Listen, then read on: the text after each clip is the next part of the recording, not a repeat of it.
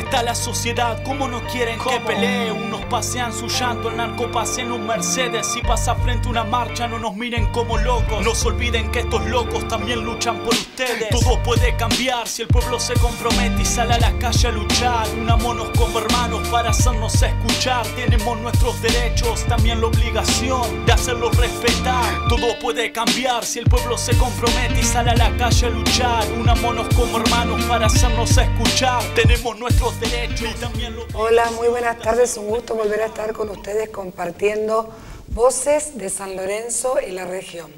En esta oportunidad vamos a estar compartiendo un programa especial que lo venimos pensando con Daniel hace mucho tiempo y que tiene que ver con la historia, tiene que ver con parte de lo que planteamos a veces acá, con el pasado, tiene que ver con la historia de la ciudad de San Lorenzo y con un invitado que nos recibió en su casa, que tuvo la deferencia de atendernos y de darnos un ratito de su tiempo en su casa, porque es parte viva también de la historia de San Lorenzo y de la región, ¿no? Sí, es el ex intendente de San Lorenzo, Luis Reinaldo Vivas. Él fue intendente en el periodo 73-76, obviamente depuesto por la dictadura militar, pero poco antes de ser intendente, en la década de los 70, 73 más o menos, él dirigía una obra en construcción, por su trabajo, en lo que sería San Martín al 1100, lo que era la antigua Zapatería Torres. Él cae, digamos, porque él cede el piso, y cae a un cruce de túneles, que son un túnel que iba de norte a sur, 20 metros dentro de la línea de edificación, y otro que parte de ahí en dirección al Instituto Médico Regional. Él entra a los túneles, los inspecciona, y ya siendo intendente, trae gente de la Universidad de Arquitectura de Rosario para que los estudien, y un poco es lo que nos cuenta en la nota. Y además, en esta nota, aparte de hablar de estos túneles, que están ubicados en una zona de San Lorenzo que, bueno, no es la que antiguamente se pensaba, también hace referencia a unas opiniones de un historiador llamado Zapata Goyán, del siglo pasado, que él decía que los barcos que fueron hundidos en la batalla de Punta Quebracho, de la flota francesa, estaban bajo el banquito de arena frente a las costas de Puerto San Martín. Y da una referencia del hecho, y sobre el final nos dice que el antiguo Camino Real, en la época de la colonia, un ramal, entraba a San Lorenzo por lo que hoy es la llamada Placita del Inmigrante, que sería más o menos la calle José Ingenieros. Son cosas que me parece que hacen a la historia de la ciudad, son cosas inéditas, yo creo, porque yo no la he visto en ningún lado. Así que bueno, yo diría que vayamos a verlo. Así es. Pensaba, ¿no?, que son temas que tienen que ver con la historia realmente de San Lorenzo y con muchas cosas que se hablan en las que no se profundizan, tanto los túneles como esto de la región, la zona como epicentro de la guerra de independencia con la batalla de Punta Quebracho, una batalla triunfante, y todo eso que es como el rastro de esa historia pasada no tan lejana, y también el tema del Camino Real, que tiene que ver con la conexión de cómo se conectaba toda la Argentina, o lo que era en aquel momento el virreinato del Río de la Plata, ¿no? Bueno, vamos a ver quiénes somos los que hacemos voces de San Lorenzo y la región, y los dejamos con Luis Vivas, que tuvo la deferencia de atendernos, de contarnos todo lo que puede compartir, de dejar ese legado, y desde ya agradecemos el trabajo de la cámara, que estuvo a cargo de Patricio Carugati, y la edición de este programa, un camarógrafo y además un amigo de la casa, así que muchísimas gracias. Vamos a ver quiénes somos los que hacemos voces de San Lorenzo en la región, y los dejamos con el invitado.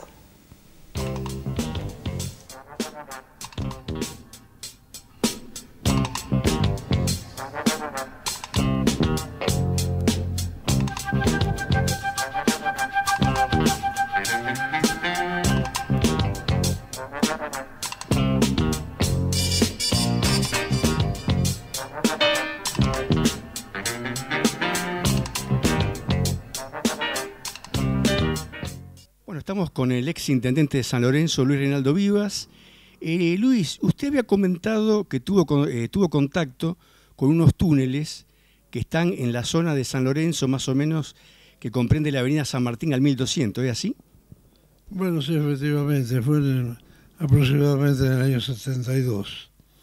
Pero fue un accidente, no sé si lo recuerda, frente al sanatorio regional, en una zapatería que en ese entonces pertenecía a Torres. más conocido como normalmente en los pueblos estamos acostumbrados, era la famosa zapatería de Torres. Y se hundió el piso y prácticamente caímos en un pozo y nos encontramos de que bajo el piso de la cocina, o sea, a unos 20 metros de la línea de edificación del frente al sanatorio, unos 20 metros hacia adentro, corría un túnel que iba paralelo a la avenida. Bueno, nosotros caímos ahí y descubrimos, digamos, que existían túneles. De allí surgió una inquietud que se comentó en ese entonces en la Facultad de Arquitectura de Rosario, y de allí vinieron dos muchachos que eran estudiantes en esa época y estuvieron recorriendo, viéndola a la par nuestra, y sacamos algunas fotografías que son las que tengo aquí a mano, como para tener un recuerdo. Pero de lo que yo recuerdo, porque estuve allí, bajé al túnel, era que un túnel hecho evidentemente con una artesanía, digamos, una ingeniería, porque no tiene material, o sea, está hecho en la tierra nada más. Y no a tanta profundidad, así que evidentemente hay un conocimiento muy grande de cómo hacer un túnel en tierra, ¿no? En el terreno directamente, en la greda, porque está en la profundidad de la tapa del túnel, o sea, la cubierta superior, estará 1 metro, 1,5 metros máximo del nivel de piso, y de allí es un túnel que podría llegar a tener aproximadamente 1,20 m o 1,30 m de ancho y 2,20 m de altura. O sea que el fondo del túnel, con respecto al piso, estaríamos como a los 3,70, una cosa así. 2 metros y algo de altura tenían, y en los tramos, así que hasta había como una hornacina cavada o tallada prácticamente en la tierra, al costado, que por las manchas que tenía de negro, evidentemente se ponían los candiles para iluminar el túnel y recorrerlo. En parte esos túneles evidentemente ya habían sido encontrados antiguamente, además que nadie dijo nada, y lo taparon. Tal es así que en el ramal pasaba bajo la galería, de nosotros estábamos en el medio, en la línea, uno iba en lo que antiguamente era el cine luz, y ese estaba derrumbado, estaba todo derrumbado, ya la tierra tapado en parte. El ramal que seguía hacia el norte se encontraba con lo que es la galería, que está frente al regional, y donde evidentemente lo habían encontrado porque está sellado con un muro de ladrillo abajo, que se nota en la fotografía que tomamos después, y un ramal que salía a 45 grados y que aparentemente por la dirección que tomaba pasaba bajo el sanatorio. Allí no pudimos entrar porque estaba desmoronado en parte. Después, bueno, en ese entonces, como una casa de familia, vinieron varias gente de la facultad, nos estuvieron visitando, y después Torres ya me pidió que tratáramos de que no fuera más gente porque no lo dejaban vivir. O sea que a rato le caía gente de Rosario o de los restos Cantimbre que querían ver los túneles. Y bueno, de allí un poco se tapó y fue quedando así. ¿Cómo era el nombre del estudioso que vino de la facultad y de qué antigüedad se calcula que son los túneles? Y los túneles tienen que ser de la época de la... Se calculaba que tiene que ser de la época de la construcción del convento, porque el convento, por ejemplo, se construyó, es todo un poco parte de la historia también que afecta a San Lorenzo. Por ejemplo, las primeras concesiones religiosa que tuvo el virreinato en la época de los españoles, la conquista, corresponde a la parte religiosa, la rama de los jesuitas, que es una de las ramas de la Iglesia Católica. En algún momento hubo algún enfrentamiento con el rey de España, creo que era Carlos III, y con ese enfrentamiento aparentemente los expulsó de los dominios de la corona española a la orden jesuita y no les permitió llevarse nada, o sea, prácticamente lo dejó ir únicamente con la hojota y la sotana. Tal es así que, por ejemplo, por eso digo que es parte de la historia, todavía en algunos andan buscando lo que se llamó el tapado de los jesuitas, porque decían que los jesuitas habían encontrado el oro en la zona que ellos estaban asentados. Ellos tenían desde la cordillera hasta acá, hasta el Paraná, así que era toda zona, digamos, que manejaban o estaban a cargo de los jesuitas. Aparentemente fue un enfrentamiento económico por cuanto le prestaban dinero al rey de España. Y parece ser que el enfrentamiento surge a través de que el dinero, alguien le dice al rey de España de que el dinero que le está prestando era de las posesiones españolas. Por lo tanto expulsa a los jesuitas y nombra a los franciscanos en su lugar. El primer convento, digamos, de los jesuitas está ubicado de Timbúes contra la margen del Carcarañá, a la altura de Andino. Encontraron los cimientos y está identificado. Y está dentro de un proyecto que no sé, en algún momento posiblemente se realice, de recorrido histórico, porque los cimientos del convento que está en la Carcarañá están al descubierto, están a nivel de tierra. O sea, no hay nada hacia arriba. No hay como en las ruinas jesuitas del norte, en la superficie. Acá la parte de mampostería se barrió toda y quedan los cimientos. Pero lo han identificado y está ubicado. Bueno, a través de eso vienen los franciscanos y empiezan a edificar acá, es el convento actual. Ese convento llevó de 40 a 60 años de ejecución, la construcción del convento. Y de allí un poco que empezó con los jesuitas, digamos, que le enseñaban a los indígenas, les enseñaban un oficio. Tal es así que muchas de las ruinas que existen de San Ignacio están realizadas con la dirección de los jesuitas, pero con la mano de obra indígena, a lo cual ellos iban perfeccionando y enseñándole. Y de allí se hace la construcción del convento San Carlos, que lo hacen los franciscanos. Bueno, y eso ya para 1813, la batalla, ya tenían su antigüedad.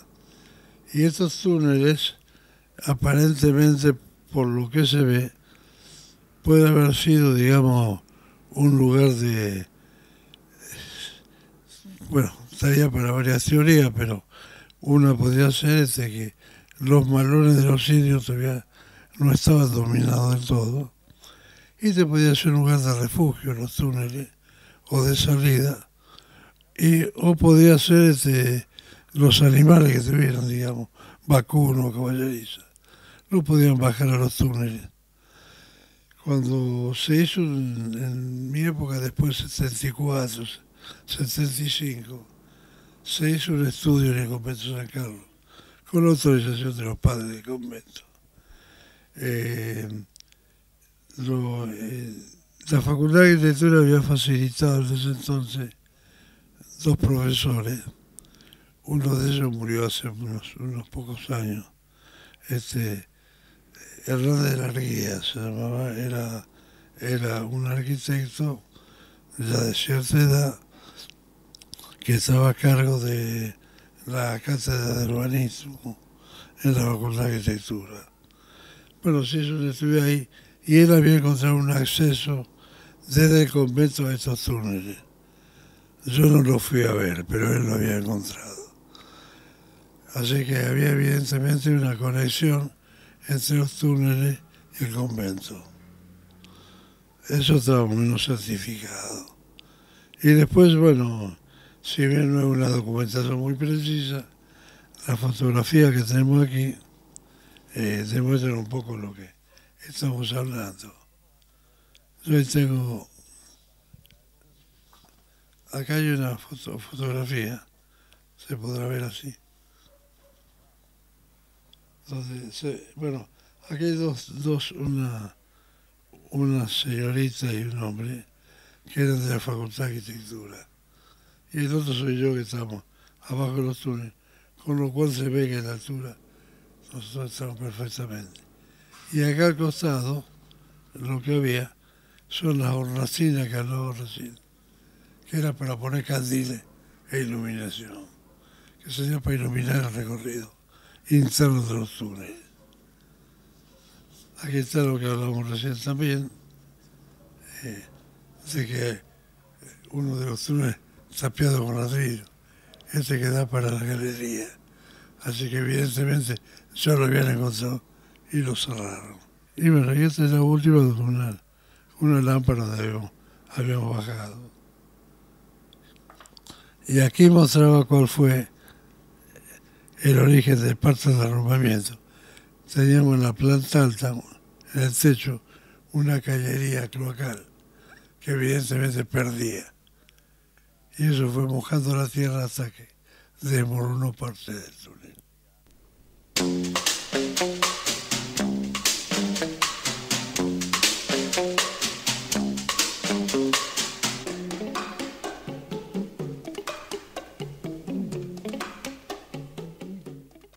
Bueno, y lo llevo a otro tema que usted en su momento me estuvo comentando, de que hay un historiador que tiene la hipótesis, y usted me explicará por qué, de que algunos de los barcos hundidos de la flota anglo-francesa en 1846 están bajo el banquito de arena frente a las costas de Puerto San Martín. Bueno, esa fue una teoría esbozada por Zapata Goyán, era en ese entonces profesor santafesino, era funcionario de la provincia, en una charla que se hizo acá en San Lorenzo. Y él mencionaba que esa posibilidad de que la isla frente a lo que es el puesto Quebracho, donde se identifica la batería de la batalla de Quebracho, hayan el Mansilla en ese entonces le fundió prácticamente 5 o 6 barcos a la escuadra.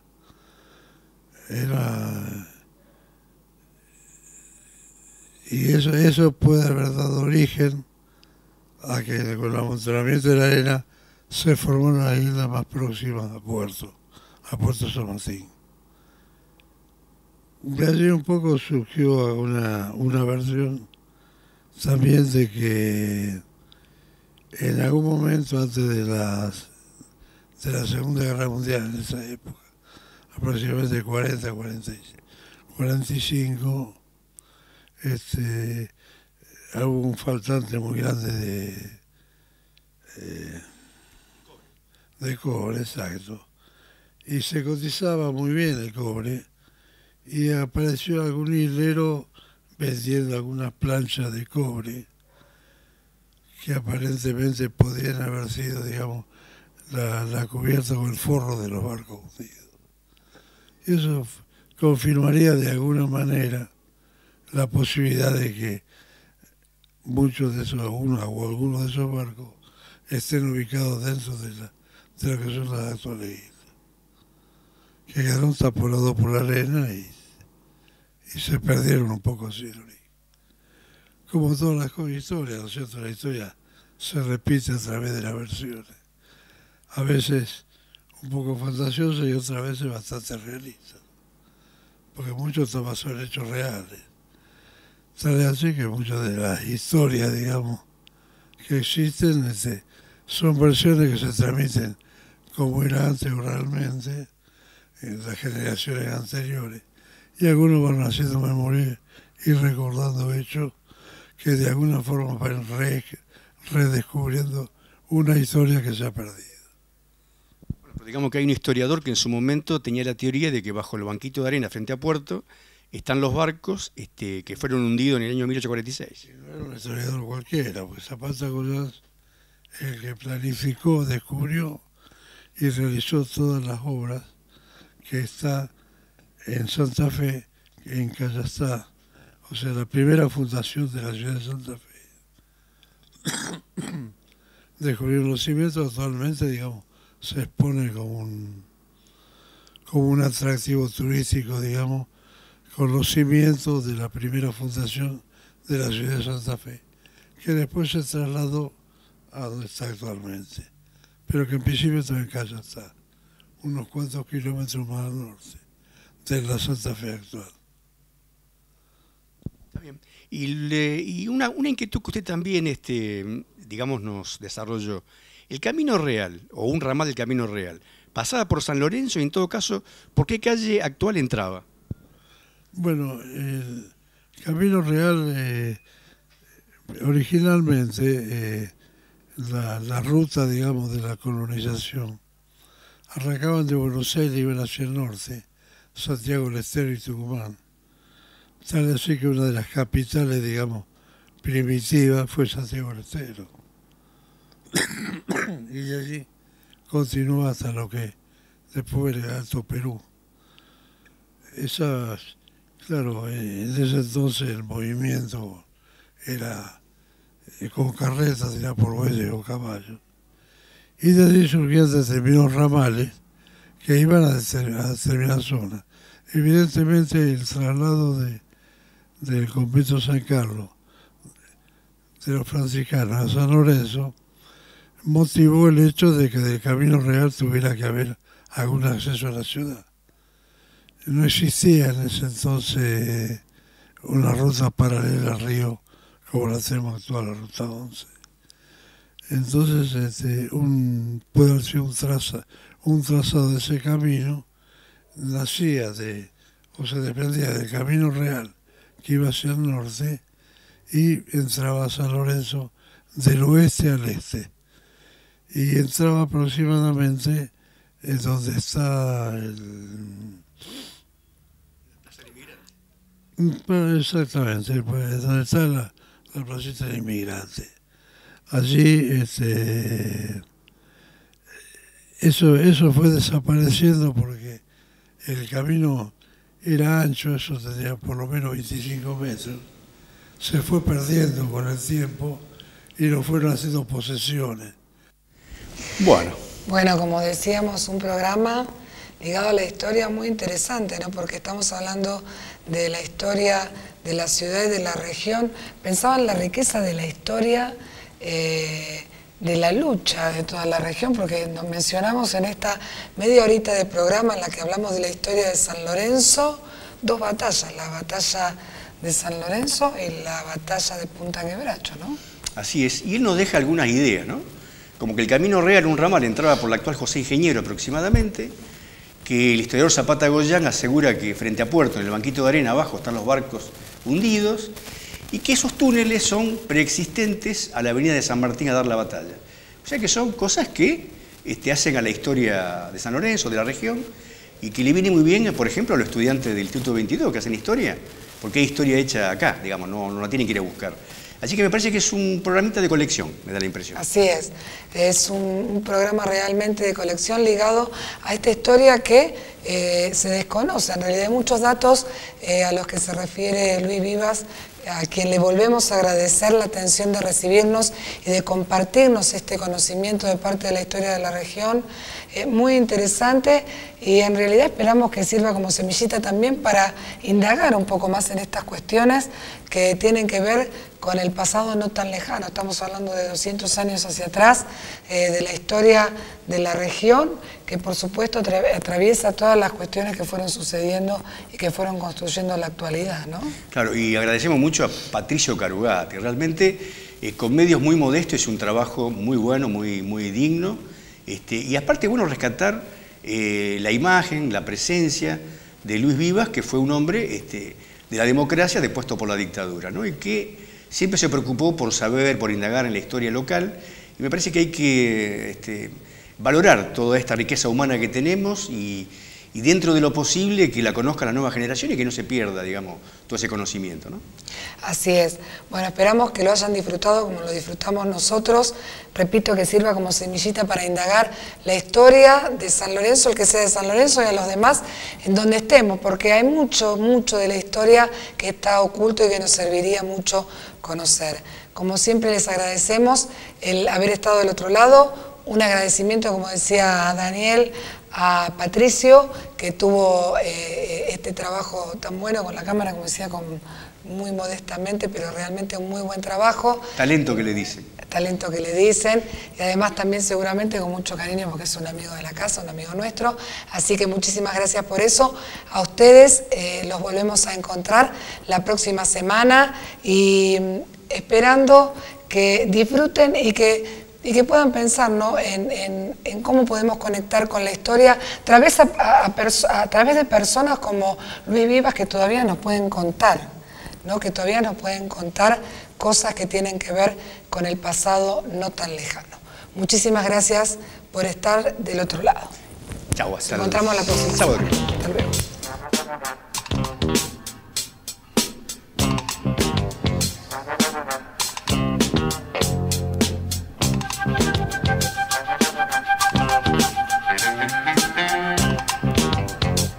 Thank you.